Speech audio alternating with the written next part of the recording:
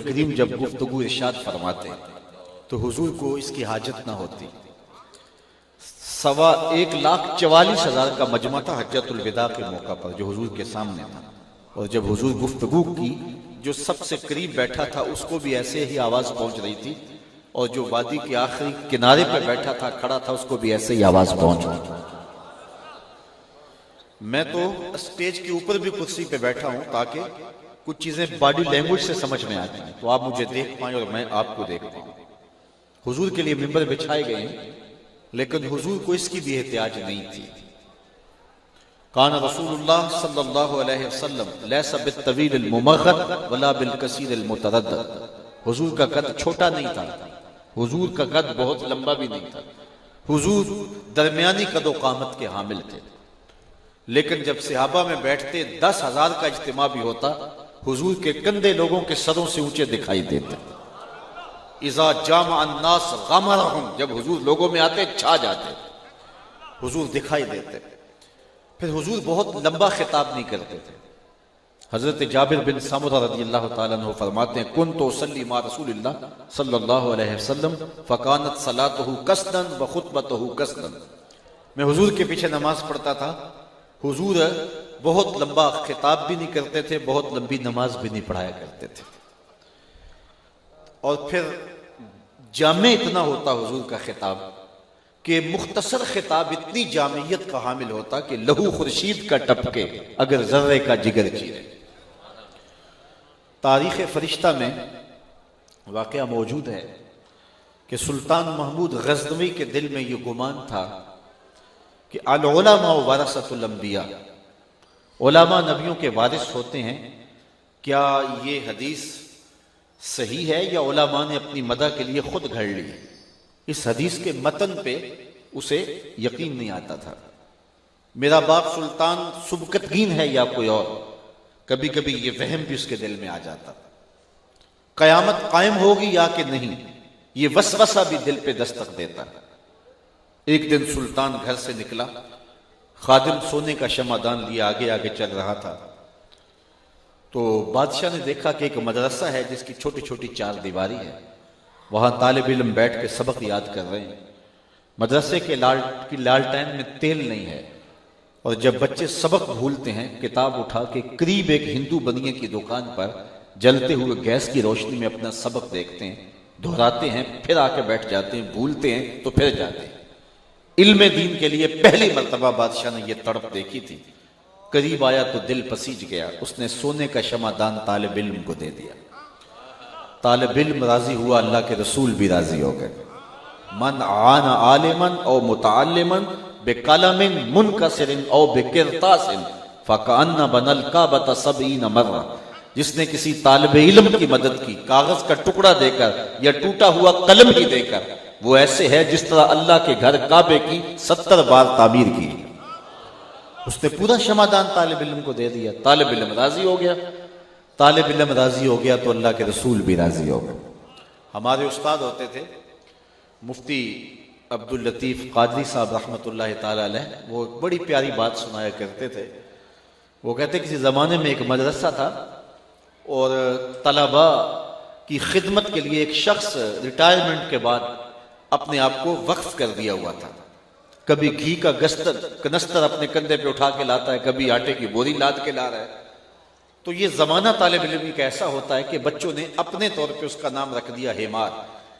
وہ کہتے یہ ہمارا گدھا ہے، اور اس طرح ہیمار کہہ کے اس کو پکارتے۔ ایک دن اس نے سن لیا کہ یہ مجھے ہیمار کہتے ہیں، اس کو بڑا غصہ آیا کہ میں ان کی نوکری کروں اور یہ مجھے ہیمار کہہ کے پکارے۔ اس نے جو بھی کام کاج تھا چھوڑ دیا اور ناراض ہو کے گھر چلا گیا کہ میں تمہاری خدمت کروں، تمہارے جوتے سیدھے کروں، تمہارے لیے گھی کے کنستر کمر پہ لاد لاد کے لاؤں، اور تم مجھے گدھا کہتے ہو۔ یہ کہہ کے ناراض ہو کے جو ہے وہ گھر چلا گیا۔ خیر رات پڑی، سویا، مقدر جاگا، کیا دیکھتا ہے کہ حشر کا منظر آنکھوں کے سامنے ہے، اور ان طلباء کو جنت کا حکم نامہ ہوتا ہے، اور وہ مچل جاتے ہیں اور کہتے ہیں نہیں رب ہم نے نہیں جانا جب تک ہمارا گدھا ساتھ نہیں جائے گا۔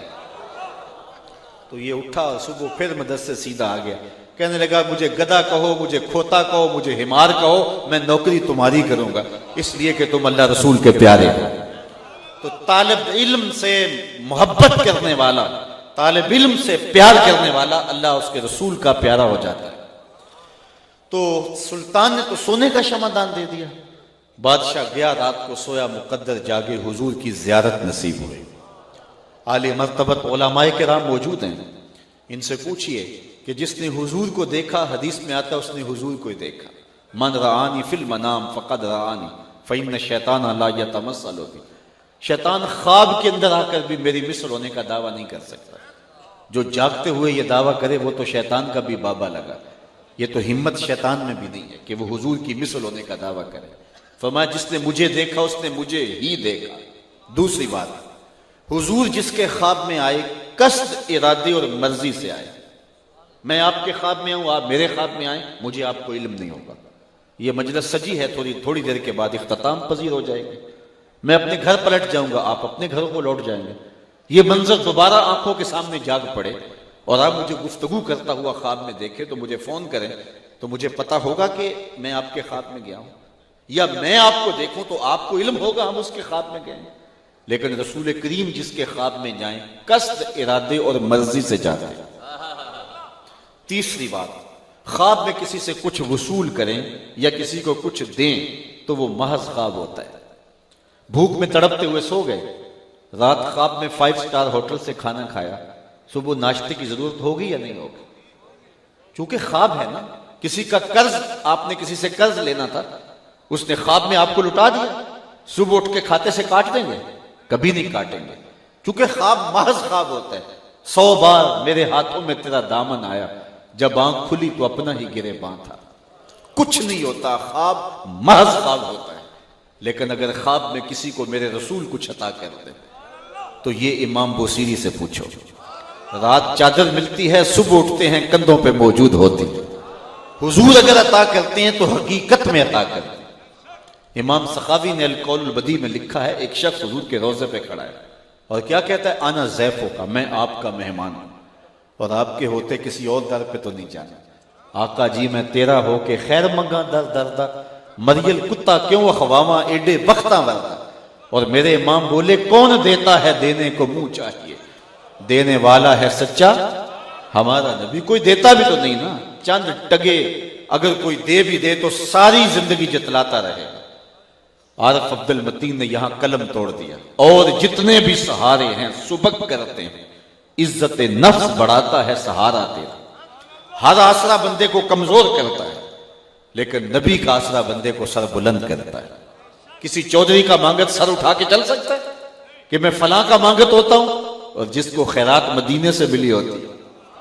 اسی لیے میرے امام نے کہا ٹھوکریں کھاتے پھرو گے ان کے در پہ پڑ رہو، قافلہ تو اے رضا اول گیا آخر گیا۔ وہ کھڑے حضور کے روضے پہ اور کیا کہتا ہے؟ انا ضیفو کا، میں آپ کا مہمان ہوں اور میں نے کسی اور در پہ جانا بھی نہیں۔ یہ کہتے کہتے آنکھ لگ گئی، آنکھ لگی تو آنکھوں میں منظر جاگا، حضور تشریف لائے، حضور کے دائیں ہاتھ میں روٹی تھی، خذ لے لے۔ وہ کہتا ہے میں نے خواب میں وصول کر دی، بھوک اتنی شدت کی تھی کہ میں نے خواب میں کھانی شروع کر دی، ابھی آدھی کھائی تھی کہ میری آنکھ کھل گئی، جب آنکھ کھلی تو دوسرا آدھا ٹکڑا میرے ہاتھ میں موجود تھا۔ تو اگر حضور عطا کرتے ہیں تو وہ حقیقت میں عطا کرتے ہیں۔ چوتھی بات سن لیجئے خواب کے بارے میں، صحیح بخاری میں روایت ہے، حضور نے ارشاد فرمایا من رآنی فی المنام فسیرانی فی الیقظہ، جس نے مجھے خواب میں دیکھا قریب جاگتے بھی دیکھ لے گا۔ ساری زندگی نہ بھی دیکھ سکا، جب سانسیں ٹوٹ رہی ہوں گی رخ محبوب سامنے ہوگا۔ اور اگر مجھے بتاؤ اس وقت حضور کا دیدار مل جائے تو اور کیا چاہیے؟ سوکھا نکلے ساز حوری جے ویخ لواں مکھ تیرا۔ اللہ اکبر۔ تو سلطان سویا، مقدر جاگے، حضور کا دیدار نصیب ہوا۔ اب کتنے شک تھے میرا باپ کون ہے، قیامت آئے گی کہ نہیں آئے گی، کیا علماء نبیوں کے وارث ہوتے ہیں؟ تو خواب میں جب حضور کا دیدار ہوا تو حضور نے مسکراتے ہوئے کہا اے سبکتگین کے بیٹے محمود، آج تو نے میرے ایک وارث کی قدر کی ہے، کل قیامت کے دن میں تیری شفاعت کروں گا۔ تو یہ نہیں 3 گھنٹے کی تقریر اور نتیجہ کچھ بھی نہ نکلے، لہو خورشید کا ٹپکے اگر ذرے کا جگر چیرے۔ خود فرمائے انا افصح العرب، عربوں میں سب سے زیادہ فصیح میں ہوں، بات کرنے کا جو سلیقہ رب نے مجھے دیا ہے وہ کسی اور کو نہیں دیا ہے۔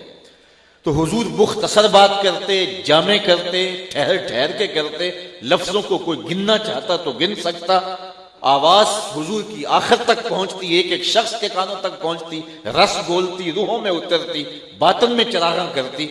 پھر حضور بات بہت لمبی نہ کرتے، مختصر اور جامع کرتے، اور سننے والوں کا سٹائل سنیے، ان کا انداز دیکھیے، کاننا علی رؤوسہم الطیور، گویا ان کے سروں پہ پرندے بیٹھے ہیں، جنبش کی تو کہیں اڑ نہ جائیں۔ یہ سننے والوں کا انہماک ہے۔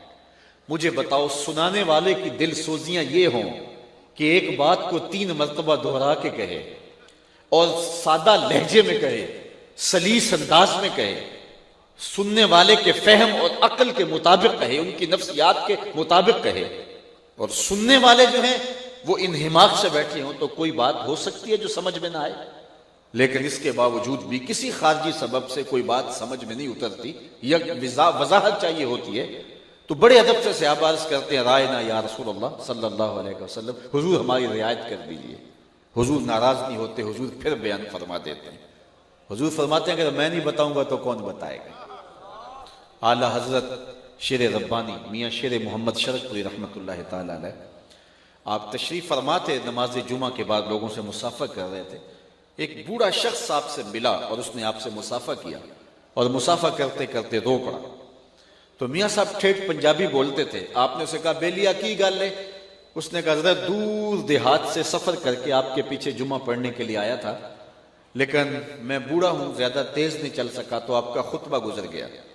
نماز تو میں نے آپ کے پیچھے پڑھ لی ہے، لیکن آپ کا خطاب نہیں سن سکا، تو مجھے آپ کو ملتے ہوئے رونا آ گیا، کاش کہ آپ کی نور نور باتیں بھی سنی ہوتی۔ تو میاں صاحب نے کہا بیلیا تو رک جا، باقی سب کو فارغ کر دیا۔ جب سارے لوگ چلے گئے، اس کو اپنے سامنے بٹھا لیا، اور گھنٹے بھر کا جو خطاب جمعہ میں کیا تھا دوبارہ شروع کر دیا۔ اس نے ہاتھ جوڑے، حضرت میرے لیے اتنی زحمت گوارا کر رہے ہیں؟ تو میاں صاحب ٹھیٹھ پنجابی لہجے میں فرمان لگے، بیلیا جس رب واسطے انہوں نے سنایا سی اسے رب واسطے تینوں پہ سنا رہے۔ تو اگر کوئی شخص دوبارہ حضور سے پوچھتا تو حضور ناراض نہ ہوتے، حضور پھر ارشاد فرما دیتے۔ اب مکے میں یا بندہ پکا مومن ہوتا تھا یا پکا کافر ہوتا تھا، منافق مکے میں نہیں تھا۔ جب حضور مدینہ تشریف لے آئے تو اسلام پھلا پھولا اور پھیلا اور ثمرات نصیب ہونے لگے، تو کچھ بدخصلت ہیں وہ اسلام کا لبادہ اوڑھ کر کے مسلمانوں کی صفوں میں آ گھسے، اور یہودی بھی آ بیٹھتے تھے۔